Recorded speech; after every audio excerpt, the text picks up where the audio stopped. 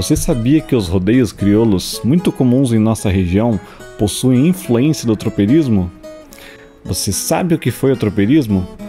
Como será que ele influenciou e influencia a vida dos paranaenses e dos porto-amazonenses? É o que descobriremos a seguir.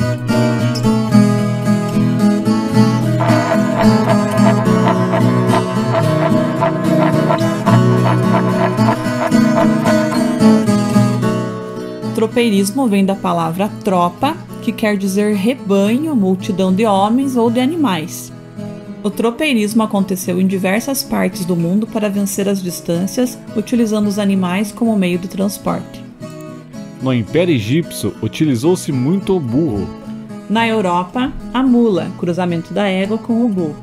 Na América, o primeiro registro data de 1532, a partir da descoberta das minas de prata de Potosí, hoje na Bolívia, os espanhóis passaram a utilizar o muar para transporte da prata, pois somente sua resistência era capaz de aguentar a passagem dos Andes.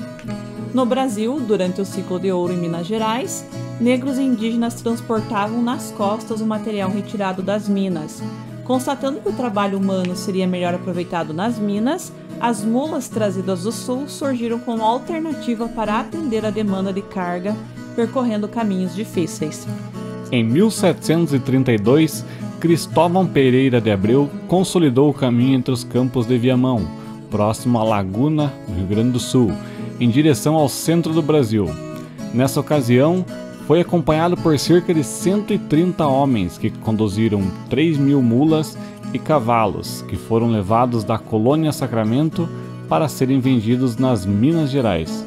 A partir de então, incontáveis tropas partiram dos campos do Viamão com destino à famosa Feira de Sorocaba, onde surgiram muitos caminhos em direção às minas do Centro-Oeste, dos engenhos e canaviais do Nordeste e das lavouras de café do Sudoeste.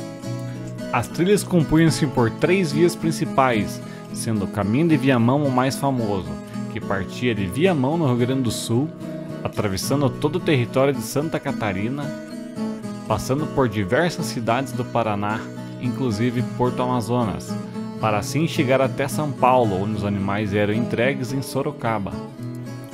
Os animais conduzidos eram de um ou mais proprietários.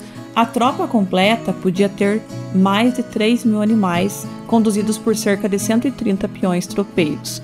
A cada 5 ou 6 léguas, cerca de 30 quilômetros, que levava cerca de 12 horas para ser percorrido, os tropeiros paravam e acampavam para descansar e tratar dos afazeres necessários para o bem-estar dos tropeiros e dos animais, como alimentação, pouso e água.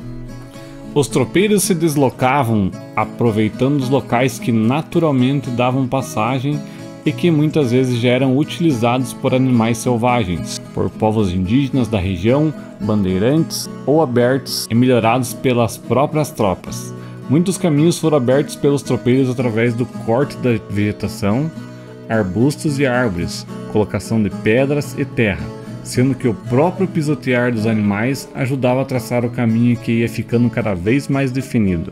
Aqui em Porto Amazonas, a estrada da Restinga Seca era utilizada pelos tropeiros. O tropeirismo teve forte influência na formação de vilarejos e cidades, localizadas nos caminhos das tropas, como o Porto Amazonas, que serviu de passagem, mas também possuía locais de pouso, como o local onde é hoje a sede da fazenda Aras Valente. Passando pela Restinga Seca, pela fazenda Aras Valente, seguiam viagem até o Caiacanga, onde existia uma ponte que dava passagem até o outro lado do Rio Iguaçu, na cidade da Lapa.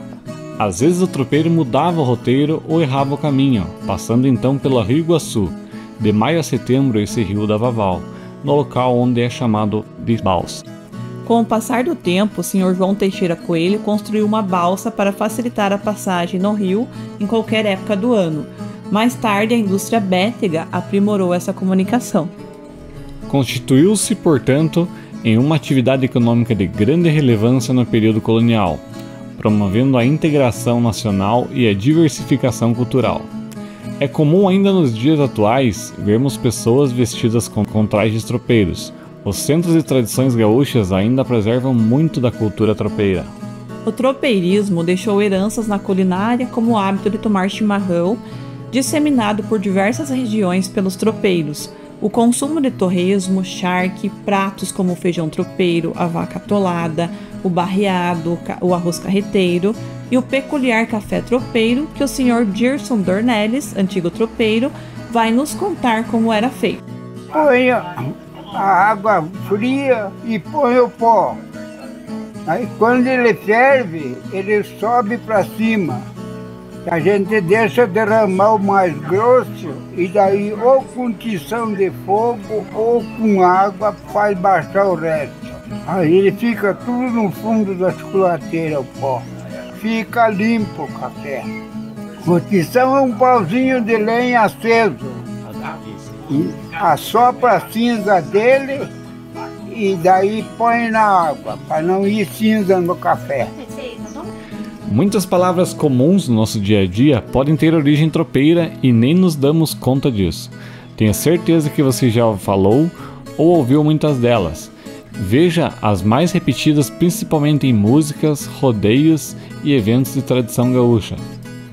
Além de palavras, os tropeiros utilizavam muitas frases, metáforas que são repetidas até hoje por nós, são expressões de origem tropeira. Como cair do cavalo, Tirar o cavalo da chuva, fazer uma vaquinha, cor de burro quando foge, dar com os burros na água, cavalo dado não se olha os dentes, amarrar o burro.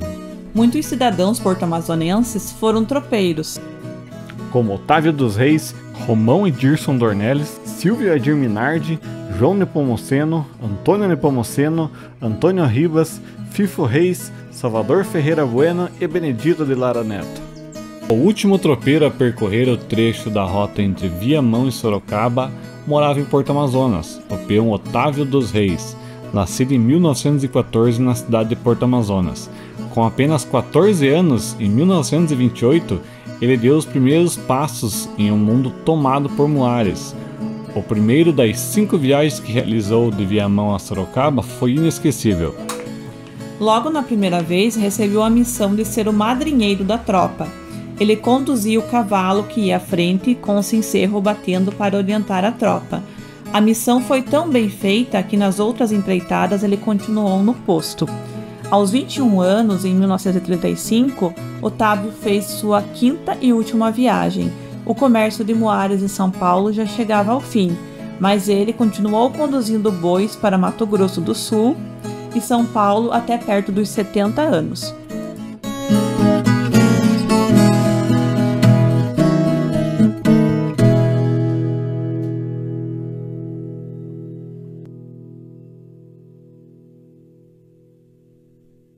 E foi pouco a pouco perdendo boa parte dos postos de trabalho.